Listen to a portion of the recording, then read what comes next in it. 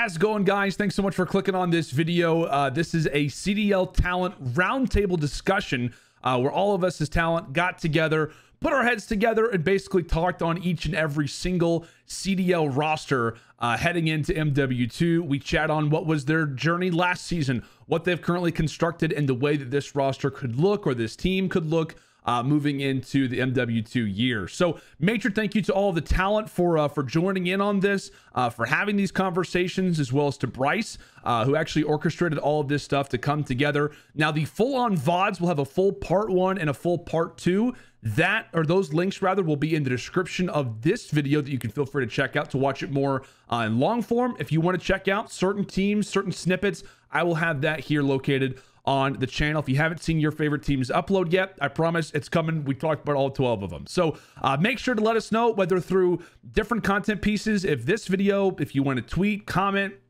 like, subscribe, any way that you guys can show us some support to let us know that you guys like content like this. We would love to hear it. We'd love to hear your guys' feedback, output on ways that we could even make it better. So without further ado, I'll leave you to it. Enjoy the video, and I'll see you back here on the channel really soon. So from one incredible team to another, then let's move on to our last but not least team, Atlanta FaZe. That's a nice hoodie there, Tom, by the way. Nice hoodie. I like that. You like it? Atlanta FaZe last year, close but no cigar. I don't even know how to deal with this team. Second, third, second. An absolute blow to the ego. Only losing to the same teams a couple of times.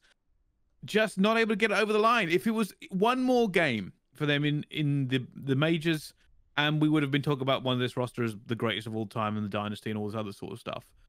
The most consistent team all year. Still the boogeyman of the CDL. Still the team that everybody wants to beat. And yet, last year must have hurt in a way that is probably indescribable for non-competitors. To come second over and over and over, to do all the hard work and just not get any chips.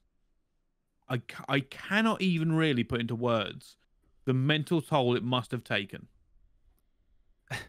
What's pretty crazy though is that if you looked at average placements, they'd probably still be the #1 ranked team. like with how it played out. It's I think that's maybe it might be in FaZe. Thieves in the end. Of like, you're right. FaZe came into it. We're very open about their disdain for the game, about how I think Abizi was openly saying throughout the entire year of like, you know, the elements of not putting it all in practice, of letting the mental seep into the scrims and get in your head and causing all those problems. And in spite of like the mental failings that they had throughout the year, still the most consistent, still towards the top. So I think you just come in with a mental switch. And I think that's part of what the roster change does, of like, if you had a, you know, quote unquote, like depressing bunch of second places throughout the Vanguard season, well, you're bringing on Slasher to a roster where I think Slasher might be the happiest dude on the face of the earth. Like it is without question, like maybe not the best team he's ever been on, because he has won rings before. He has played with like fantastic multi-time world champions and whatnot.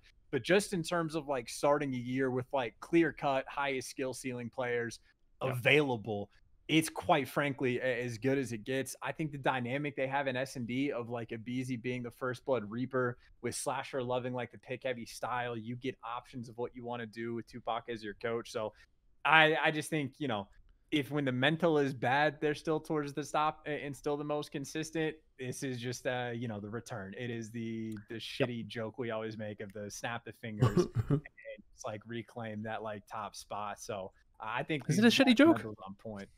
Well, it's like overdone. Like after he wins the tournament last year of like, I am inevitable. Like, you know, I'm tired of making it at this point, but it is valid of like, you know, right? Would the Tiny Terrors and Selling be like Infinity Stones or something like that from like a fashion point of view? But he's also the player like fitting into their narrative, because they're just trying to like just come back and be dominant and have like that Cold War type season. I tweeted out, it's almost like Thanos is now teamed up with the Avengers. It's like, what happens now at that point? Is like, if that ends up working out, like how does that combination work together? I think this team, like, it's difficult for me to like. I liked Darcy's on that team. I was a big fan of Darcy's. Just hearing his trash talk backstage was one of the funniest things I've ever heard. The guy is weird with his trash talk, by the way. I can't even go into what he was saying to some of the players, but Atlanta FaZe they were just such a weird team because every single time, like, oh yeah, here's Atlanta FaZe, they've returned. I can't remember which event it was. It was one of the first events. I think it was probably the second event or maybe the first. Like, they were having a bit of a rough time. They came in, and then like it was them and the other two teams on that day, and they just, I think it was Ultra London, and Ultra London looked really good, so it must have been one of the first couple of events. And then they played Atlanta FaZe, and Atlanta FaZe made them both look like amateur teams on their way to the final. Just absolutely just whooped them and moved them to one side. And I was like, all right, there's Atlanta FaZe. And then they lose the final again. And that was kind of the story all year. It's like, we can guarantee, it's one of the stupid things with power rankings, right? Everybody get putting Atlanta FaZe right up there, and then we get hate from the fans going, they haven't won though. And I'm like, that's not how power rankings work, you complete morons. Otherwise it'd just be a rankings of the last event. You absolute single-celled amoebic morons, like just idiots. Well, there's the there's a quote on that one. Are we? Bryce is Thank you for my title, Bryce. I appreciate that. Like, just idiots that don't understand that just because a team hasn't won, we can't put them high. And like, I think you get baited by trolls, bro. I hate everybody this year. I love to see now. Bryce gets baited for everything. My God. Wow. Yeah, everybody, dude, FaZe's fate is in their own hands. Everybody knows they're going to be absolutely disgusting. Wait, really quick. Jeremy Stud has unmuted the mic. What's up, bro? Jay, what are you thinking about FaZe this year? Number one, bro. Short and sweet, brother. Like you said, they literally added Thanos to the Avengers. This is literally chalk. Dude, yeah, like, I feel like for Atlanta, I know we're all trying to jump in, my bad. I feel like for Atlanta FaZe, one thing that I do want to mention about Slasher now with this team is that I feel like there is like a puzzle piece element to it, because I listened to 2 documentaries last year between that, both these teams did. For LAG, it was, you know what? Oftentimes it was like, okay, we can't figure out the problems, or we know the problems that we have. Slasher keeps identifying them, but we're just not doing it in game. And for Atlanta FaZe, what I heard in the announcement video, which they announced that RSG was not going to be on the team, they had mistakes in game that they were not able to figure out when it came down to game time. So to me, it's like, we could talk about Slasher for a variety of different reasons. When the CDL originated, Simp and BZ thought they were playing with Slasher, all of these things. But from a actual in-game basis, I feel like Slasher is probably the best player possible to identify the #1 problem that Atlanta FaZe had last season, according to them, which was mistakes in game. We know what they are. We just don't know how to translate that in the game. I think that Slasher is somebody who will be able to do that better than anybody else. So if Slasher can't do it, nobody can. But I feel like because of what he has constantly said, from what we know as a player that he is, he's not going to be complacent, right? He's had some of the worst years of his career in the past few seasons. The guy is without question hungry. I think he feels that pressure to perform, considering the amount of talent that he has alongside of him. Like, considering where he has been with LA Thieves, dropped from LAT onto the Gorillas, a shining moment, and then just chaos from there. I think given the moment, he is going to be doing everything in his power to make sure that things are good, making sure that this team is where they should be, and maybe removing any level of complacency. But I don't think there is going to be a level of complacency considering the last year that Atlanta FaZe had. I honestly feel like it's a perfect storm. I really do. The mixtures of the two together. I can't disagree. I think you're right. I think Slasher has to be careful not to be a scapegoat.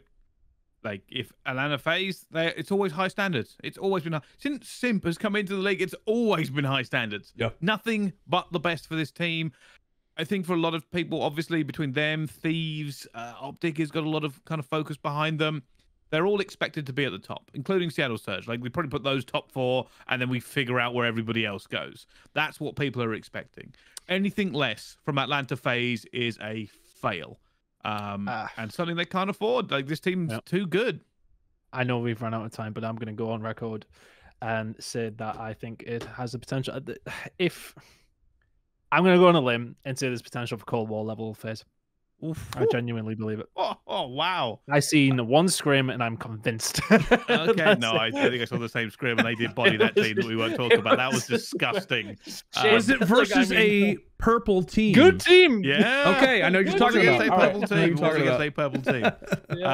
All right, we are going to have to end it there. I know we've run through this second one very, very quickly. Everyone's schedule's getting really, really busy, but we hope to continue this for something for the majors and everything else going forward. Hopefully, maybe in a little bit of better format. But this has been the roundtable. Hopefully, context and some insights into the teams we're going to see this year is now on your brain. But this has been us. This has been the Casters Roundtable. We've loved having you. We'll do this again sometime. See you later. See ya. Bye. Yeah.